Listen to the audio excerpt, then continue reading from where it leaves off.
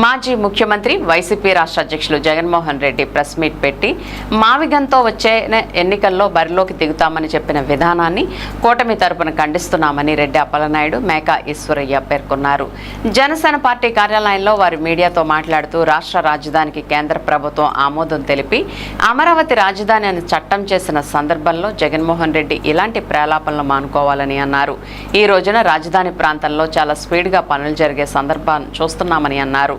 వాటిని చూసి ఓర్వలేక అమరావతిలో ఉన్న ప్రజల్ని భయభ్రాంతులకు గురిచేసే విధంగా మళ్లీ మావిగన్ అనే నినాదాన్ని ఎత్తుకుని రాష్ట్ర ప్రజలు నమ్మించడానికే గాని అధికారంలోకి వచ్చిన తర్వాత వైజాగ్ రాజధానిని, కర్నూలు రాజధానిని ఇలా అనేక రకాలుగా అబాస్పాలయ్యారని అన్నారు.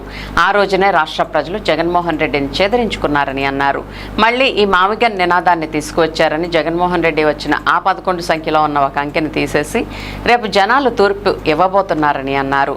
జగన్మోహన్ రెడ్డి రోజుకి దిగజారిపోతున్నారని, ఇలాంటివన్నీ రాష్ట్ర ప్రజలు మర్చిపోతారనే భ్రమలో ఆయన ఉన్నారని, ఏదో మాట్లాడితే ప్రజలు నమ్మేస్తారనే భ్రమలో ఉన్నామని గుర్తుపెట్టుకోవాలని, రాష్ట్ర ప్రజలు చైతన్యవంతులు, ఎవరిని ఎక్కడ ఉంచాలో వారికి బాగా తెలుసని, అందుకే రానున్న 2029 ఎన్నికల్లో కూటమి ప్రభుత్వాన్ని ఎన్నుకోవాలనే కృతనిశ్చయంతో వారు ఉన్నారని, ఈ రోజున కులాల మధ్యలో, మతాల మధ్యలో, ప్రాంతాల మధ్యలో విద్వేషాలను రెచ్చగొట్టడం జగన్మోహన్ రెడ్డికి అలవాటు అయ్యిందని, ఆంధ్ర రాష్ట్రాన్ని అన్ని రకాలుగా విధ్వంసం చేసిన ఆయన ఈ రోజున ప్రెస్ మీట్ పెట్టుకుని ఆ ఆలోచన ఇంకా విధానం మారలేదని, ప్రజల సంక్షేమాన్ని, ప్రజల అభివృద్ధిని, రాష్ట్ర అభివృద్ధిని కోరుకునే వ్యక్తి కాదు కాబట్టే రాష్ట్ర ప్రజలు అతన్ని తిరస్కరించి గద్దెదించిన పరిస్థితి అని, మళ్ళీ ఏ మొహం పెట్టుకుని మావిగన్ అంటున్నారని, కూటమి ప్రభుత్వంలో అన్ని రకాలుగా అభివృద్ధి జరుగుతూ ఉంటే ఈ అభివృద్ధిని విధ్వంసం చేయడం కోసం, రాష్ట్ర ప్రజల్ని తప్పుదోవ పట్టించడం కోసం అనేక రకాల కుట్రలు పన్నుతూ ముందుకు వచ్చి ప్రెస్ మీట్ల ద్వారా ఈ రోజున రాష్ట్ర ప్రజలు జగన్మోహన్ రెడ్డిని పూర్తిగా మర్చిపోతున్న తరుణంలో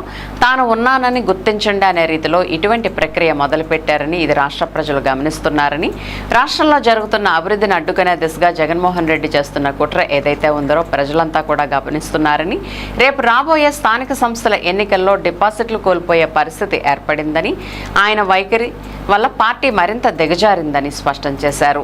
మీడియా సమావేశంలో జిల్లా సంయుక్త కార్యదర్శి ఓబిలిశెట్టి శ్రవణ్ కుమార్ గుప్తా, నగర అధ్యక్షులు వీరంకి పండు, నాయకులు రెడ్డి గౌరీశంకర్, బోండా రామునాయుడు, మీడియా ఇన్ఛార్జి జనసేన రవి తదితరులు పాల్గొన్నారు. 24 వరకు రాష్ట్రంలో అధికారంలో ఉన్నటువంటి కాలంలో ఆ రోజు అమరావతికి జై అని 2015-16లో జై కొట్టినటువంటి, అసెంబ్లీ సాక్షిగా జై కొట్టినటువంటి ఆ రోజు ప్రతిపక్ష నేతగా ఉన్న జగన్మోహన్ రెడ్డి అధికారంలో రాగానే తన యొక్క చేతగానితనాన్ని బయటపెట్టుకొని 3 రాజధానులు అని చెప్పేటువంటి ఒక పల్లవిని నెత్తికెత్తుకొని ఎక్కడా రాజధాని లేకుండా విశాఖపట్నం, మరి కర్నూలు,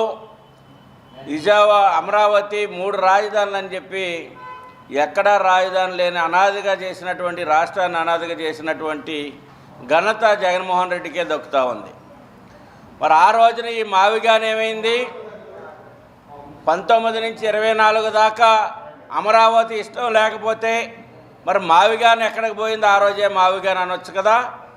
కానీ ఈ రోజున కూటమి ప్రభుత్వం వచ్చిన తర్వాత 24లో ఎలక్షన్లో వారికి కుక్క కాటుకి చెప్పు దెబ్బలాగా వారు చేసినటువంటి పరిపాలనకి తగిన బుద్ధి ఆంధ్రప్రదేశ్ ప్రజలందరూ కూడా చెప్పిన తర్వాత 151 నుంచి 11 సీట్లకి దిగజారిన తర్వాత ఈ రాష్ట్రానికి నువ్వు పరిపాలన చేయడానికి పనిచేయవు, నువ్వు అరాజక శక్తుల్ని పోషించేవాడివే కానీ ప్రజల సంక్షేమాన్ని, ప్రజల యొక్క అభివృద్ధిని, రాష్ట్ర అభివృద్ధిని కోరుకునే వ్యక్తివి నువ్వు కాదని చెప్పి తిరస్కరించిన తర్వాత మరి ఈ రోజున మళ్ళీ తగుదనమ్మా అని చెప్పేసి మావిగాన్ అంటా ఉన్నాడు.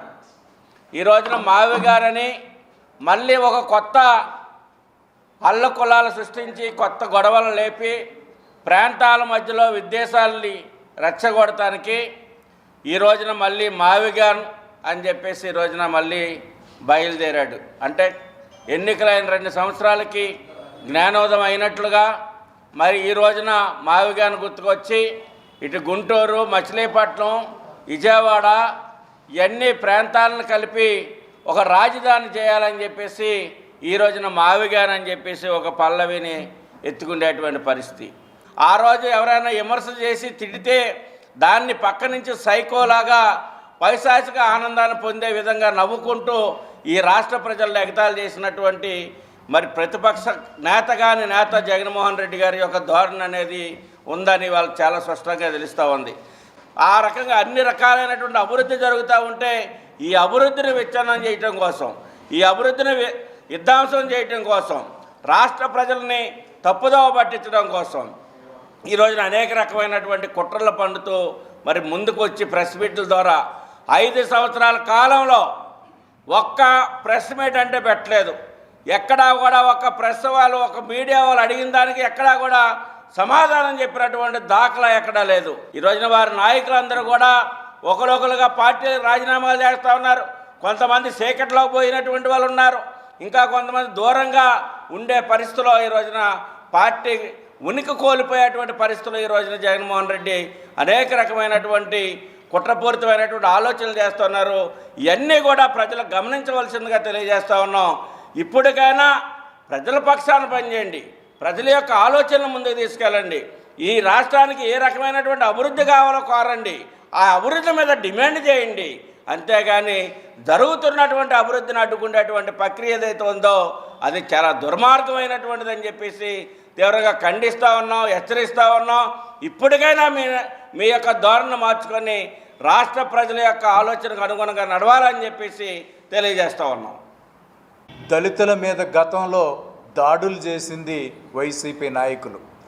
కాకినాడలో అనంతబాబు అనే ఎమ్మెల్సీ, సుబ్రహ్మణ్యం అనే డ్రైవర్ని చంపి ప్యాకేజ్ చేసి ఇంటి దగ్గర వదిలేసి వచ్చినటువంటి సందర్భం. డాక్టర్ సుధాకర్ గారిని చింతపల్లిలో గ్లౌజెస్ లేవని అడిగినందుకే అతను పిచ్చోడని ముద్రేసి ఆయన్ని వైజాగ్లో చాలా దారుణాతి దారుణంగా నడి రోడ్డు మీద చంపేసినటువంటి పరిస్థితి. 2027 సంవత్సరానికి పోలవరం ప్రాజెక్ట్ని పూర్తి చేయాలనేటటువంటి దృఢ సంకల్పంతో ఈరోజు కూటమి ప్రభుత్వం ముందుకు సాగుతూ ఉంది. ఇప్పటికే 92% పనులు పూర్తి చేసుకొని ముందుకు సాగుతూ ఉన్నది. రాష్ట్ర ప్రజలకే ఇప్పుడున్న కూటమి మీద ఒక మంచి నమ్మకం ఏర్పడింది. ఆ నమ్మకాన్ని దెబ్బతీయటానికే వైసీపీ అధ్యక్షుడు జగన్మోహన్ రెడ్డి గారు అనేక రకాల కుట్రలు పండుతూ ఉన్నారు. ఈ కుట్రల్లో ప్రజలు అర్థం చేసుకొని వాటిని తిప్పుకొట్టాలని చెప్పి కూటమి తరపున మేము ప్రజలకి విజ్ఞప్తి చేస్తూ ఉన్నాం.